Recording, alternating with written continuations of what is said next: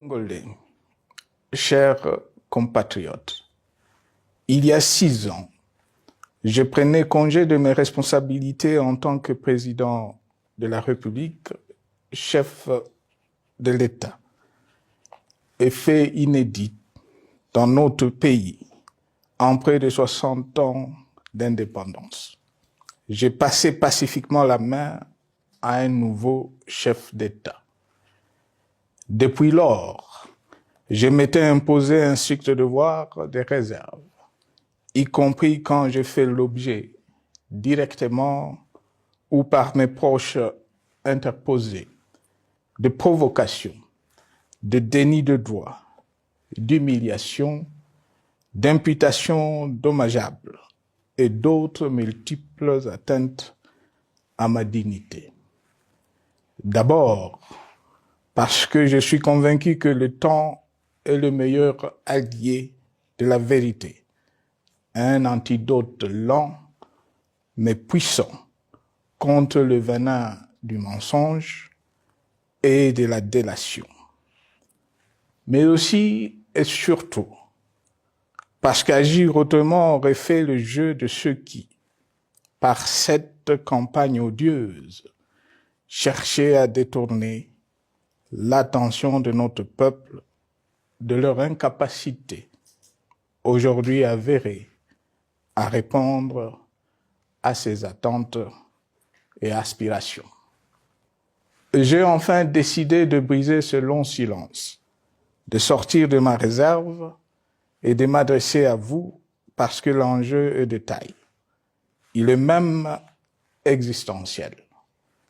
Non pas pour ma famille politique ou biologique, moins encore pour ma modeste personne, mais plutôt pour la nation congolaise et pour l'avenir de notre cher et beau pays.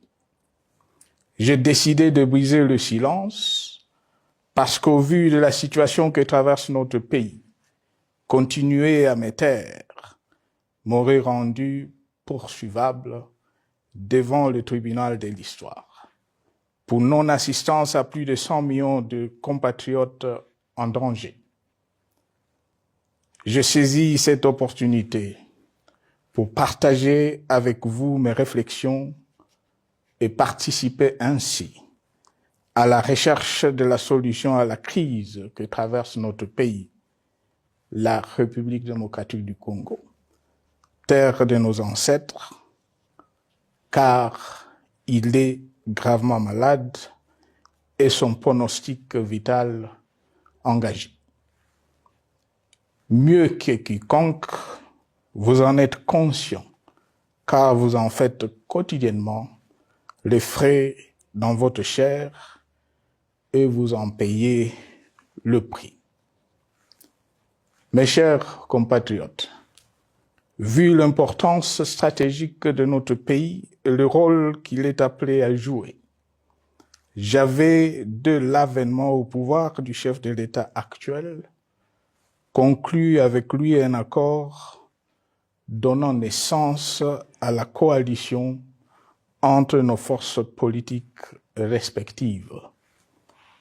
À propos de cet accord, beaucoup de contre-vérités ont été dites, y compris, fort malheureusement, par celui qui est censé connaître la vérité, parce qu'en étant l'un de deux principaux signataires.